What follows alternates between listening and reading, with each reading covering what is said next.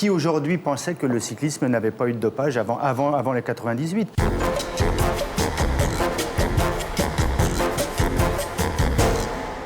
Alors, Laurent Fignon, bonsoir. Vous resterez dans l'histoire du cyclisme français comme un des rares à avoir gagné 2 fois le Tour de France, en 83 et 84. Mais vous resterez encore plus comme celui qui l'a perdu de 8 secondes à la dernière étape en 89.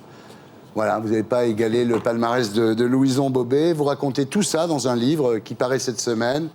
Et vous annoncez parallèlement votre cancer, Laurent. Oui. Pour faire le buzz, vous êtes champion, vous.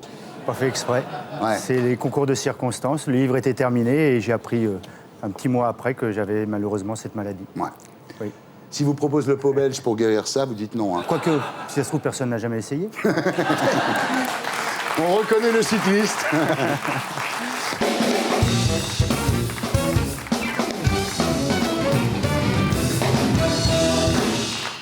Laurent Fignon, rebonsoir. Donc, publié chez Grasset, Nous étions jeunes et insouciants, où vous racontez votre carrière dans le cyclisme amateur et professionnel pendant les années 80-90. Et vous commencez votre bouquin par ce fameux Tour 89 que vous avez perdu à cause de 8 secondes. Et c'est très poignant quand vous racontez ça. Vous vous dites que c'est les Champs-Élysées, l'avenue du martyr, quoi. C'est vraiment... Ça vous flingue, ce truc-là, quoi. Effectivement, c'est dur, c'est très dur à encaisser. Aujourd'hui, je dirais même que ça continue de me poursuivre. Ouais. Je n'en suis pas complètement abattu à chaque fois qu'on m'en parle, mais on m'en parle tout le temps. Les gens vous disent je vous reconnais, vous êtes celui qui a perdu le Tour de 8 secondes. Alors vous dit non, je suis aussi celui qui en a gagné 2 en même temps. Oui, ça c'est un peu la mentalité française. On se souvient toujours pas forcément des défaites, mais des histoires en tout cas. Ouais. Et d'en avoir gagné 2, je ne sais pas si tout le monde s'en souvenait. Donc c'est vrai. Moi je préfère ça. Bah oui, c'est vrai. Et c'est vrai qu'après, quand vous faisiez des courses après ce Tour de 89, les gens sur la route vous disaient quand ils vous voyaient passer, vas-y, t'as encore 8 secondes de retard, quoi.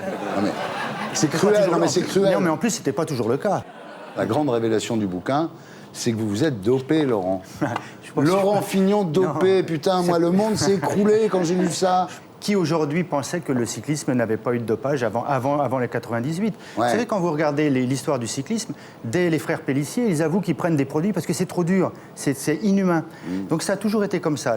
La seule chose qu'on pourrait me reprocher, c'est de ne pas avoir senti que c'était de la triche, d'avoir été pris par mon métier, par l'ambiance de cette époque-là. C'est-à-dire que vous, en fait, c'était avant le PO, hein, vous, c'était les amphétamines et la cortisone. Les amphétamines étaient contrôlées à toutes les courses, donc c'était pas pour les courses, c'était pour les critériums, un petit peu festif. On s'amusait le soir avec ça, puisqu'on dormait pas, donc on s'amusait. La cortisone, oui, effectivement. Mais sachez par exemple qu'aujourd'hui, avec une justification médicale, on a le droit de prendre la cortisone. Donc, est-ce que c'était vraiment du dopage, finalement ? On peut se poser la question. Et dans la politique, il y a du dopage aussi, sûrement, non ? En tout cas, pour ce qui me concerne, sorti d'une marque, je peux pas dire, mais enfin, un soda qui est énergisant, je prends rien. Ah ouais ? Même pas de café. On parle beaucoup de dopage dans le cyclisme. Pour moi qui ai fait un livre sur un footballeur, je me suis beaucoup intéressée au football et je trouve scandaleux qu'on ne parle pas du dopage dans le foot. À leur insu ou pas, ils sont dopés. Après mon enquête. Voilà. Une vraie journaliste. C'est pas moi qui l'ai dit. Non, il faut dire que Christine a fait un livre sur William Gallas. Je dis pas qu'il est dopé d'ailleurs. Non. D'ailleurs, je n'en ai jamais parlé avec lui, mais du coup, j'en ai parlé avec beaucoup de personnes du milieu et qui m'ont dit surtout ne l'écrivez pas, mais voilà, et je peux vous dire à tel match ceci, etc. Voilà. Donc c'est quand même scandaleux de faire autant sur le dopage dans le cyclisme. Mais que fait-on du foot ? Pourquoi ? Parce qu'il y a trop d'argent en jeu ? Pourquoi ? Alors vous racontez aussi la cocaïne. Hein. Alors ça c'est... Ah oui, mais ça m'intéresse beaucoup, évidemment. Mais c'est du passé, hein, je dis ça. Moi aussi. Oui, vous aussi, d'ailleurs, on est entre repentis, finalement. Vous parlez du Tour de Colombie en 84. Vous racontez qu'il y avait des suiveurs qui avaient des kilos de coke dans le coffre de la voiture, quand même. Je vais me mettre au vélo, moi. Non, c'est fini, je pense. C'est l'époque des narcotrafiquants. Et c'est vrai qu'à cette époque-là, les narcotrafiquants aimaient beaucoup le vélo. Le vélo était très supporté en Colombie par ces gens-là. Et Michel Drucker, vous croyez qu'il...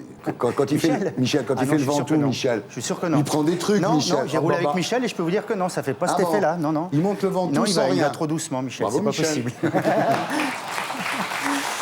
Mais alors, ce qui est bizarre, c'est que finalement, avec toute cette drogue qu'il y a dans le cyclisme, les jeunes ne sont pas spécialement attirés par ça. Il n'y a pas de drogue. Sérieusement, quand vous commentez le Tour de France pour France 2, comment vous pouvez continuer à admirer ces gens-là alors que vous savez qu'en fait, ils sont un peu aidés? Moi, quand je commande, je suis plutôt du côté technicien. Donc, j'explique ce que vous voyez à l'antenne. J'essaie de vous dire pourquoi ça roule vite, pourquoi ça roule pas vite, quelle tactique il peut y avoir. Après, effectivement, de temps en temps, il y a des choses qui me semblent un peu bizarres, mais je ne peux pas non plus prendre position définitive, je ne le sais pas vraiment. Ça fait quand même 10 ans qu'il n'y ait pas eu un vainqueur du Tour autour duquel il n'y ait pas eu des rumeurs, des bruits, des soupçons ou des condamnations. Et ça, je le dis encore une fois, en amoureux du Tour, c'est quand même très perturbant. Quand tu vois passer Armstrong qui monte l'obisque à 75 km/h, non mais je suis sûr, je vais vous dire, il y a un truc quand même. Sans transpirer, sans transpirer. Une fois en bas, une fois en haut. Une fois, c'est bien. Largement je me souviens d'avoir suivi une étape contre la montre du Tour, c'est entre Fribourg et Mulhouse. Et j'étais derrière l'Allemand, là, comment s'appelle-t-il Ulrich. Ulrich. Et alors, il a foncé pendant 60 km sans se relever, sans respirer, etc. Comme une flèche. Puis j'arrive, et puis il était second. Parce qu'Armstrong avait été plus vite. Mais en fait, ça n'empêche pas les gens de regarder le Tour de France. Hein. Heureusement. Non, mais c'est bizarre quand même. Ils savent que les mecs sont un peu aidés, quoi. Ça ne change rien de l'effort. L'effort est toujours le même si on va un peu plus vite, si on a l'impression que c'est un peu trafiqué, l'effort est toujours le même. Vous êtes tous montés sur un vélo, vous avez vu comment c'était dur. Rouler vite, c'est rouler vite qui est dur en vélo. Alors, Christine, le CSA, là, qui est tellement soucieux qu'on ne fume pas à l'écran, qu'on ne boive pas de champagne à l'écran, mais quand vous voyez le Tour de France, vous ne dites rien, le CSA, là? Non, mais quand je vois le Tour de France, personnellement, là je parle à titre personnel, je suis très surprise par les marques qui apparaissent. Ben voilà, tiens. Quand je regarde Roland Garros, idem. Quand je regarde une course à la voile, idem. Et justement, j'enquête pour savoir pourquoi il y a autant de marques qui apparaissent. Ils ne savent pas sur qui ils sont tombés, là, les mecs. Là. Bravo. Voilà, donc vous apprêtiez à sortir ce livre qui, je le dis, est vraiment passionnant. Et là, vous avez appris le 20 mars que vous aviez le cancer. Quoi. C'est un cancer des voies digestives, voilà, c'est tout ce que l'on sait. Donc, vraisemblablement, plutôt estomac-pancréas. Ça ne change pas grand-chose, finalement. Il faut le battre. Voilà, c'est mieux que ce soit l'estomac que le pancréas, vous le savez quand même, Laurent. Ça serait mieux. Vous serez fixé quand, là-dessus, sur cette... Peut-être jamais. Il y a 1 ou 2% de cas où on ne le retrouve jamais. Ah, des fois, on ne trouve pas où est le... Ah, mais je ne savais pas, j'apprends quelque chose. Ah, oui. Ça arrive. Ça n'empêche pas de guérir. Oui, bon, vous le savez, de toute façon, depuis que vous faites de la chimio, les ganglions ont déjà diminué de moitié. Hein. Oui, à peu près, oui. C'est un petit peu, après 2 séances, oui. Après 2 séances. C'est sur la bonne voie. Oui, c'est pas mal. Oui. Est-ce que vous pensez que ce cancer est dû à tout ce que vous avez pris à l'époque ou non? Non, je ne crois absolument pas. Je ne dis pas simplement ça comme ça. À la limite, il vaudrait peut-être mieux pour les générations futures. Vous préféreriez, vous, que ça soit dû à ça? Non. Peu importe, ceci dit, moi, ça m'est égal. Hélas, je l'ai, donc je ne peux pas faire autrement. Mais je ne crois vraiment pas. Alors, vous avez décidé de vous battre, hein? Ah oui. Vous dites, je vais faire tout ce qu'il faut pour ne pas y passer, c'est bien. Oui, j'ai déjà commencé, bien sûr. J'ai changé mon alimentation, bien sûr, un peu mon mode de vie. Vous dites, j'ai pas peur de mourir, j'ai eu une belle vie. Jusqu'à maintenant, ça va. Aujourd'hui, c'est vrai, quand on m'a annoncé ça, forcément, c'est la première chose à laquelle on pense, puisque c'est une maladie mortelle. Et puis, je me suis dit, mais mince, ça ne me fait pas peur. Alors, est-ce que c'est parce que, justement, j'ai eu une belle vie? C'est vrai que, d'ailleurs, le livre parle de tout ça, avant tout, avant le dopage, avant toutes ces choses-là. Bon, peut-être que c'est ça, je ne sais pas. Mais j'ai pas envie, par contre. J'ai vraiment pas envie. Armstrong, il a gagné le Tour de France combien de fois après le cancer? 7. 7 fois. Vous voulez dire que je vais réessayer, c'est ça? Non, je veux dire qu'on peut s'en sortir. Oui, bien sûr. Il y a beaucoup plus de guérison qu'on le croit, bien sûr. Alors, on a reçu beaucoup de mails de gens nous disant, dites à Fignon de rester avec nous, parce qu'on ne va pas se retrouver avec Virenque commentant le... Sans commentaire. Commentant le Tour sur France Télévisions, voilà. Donc ça, il y a beaucoup de gens... Alors, rien que pour ça, je vais vous faire plaisir. Voilà, faites-nous plaisir, restez avec nous. En tous les cas, vous avez l'air d'avoir la pêche. Merci. Ça nous fait plaisir. Merci. Courage. Je crois que toute la France est avec vous, là, vraiment.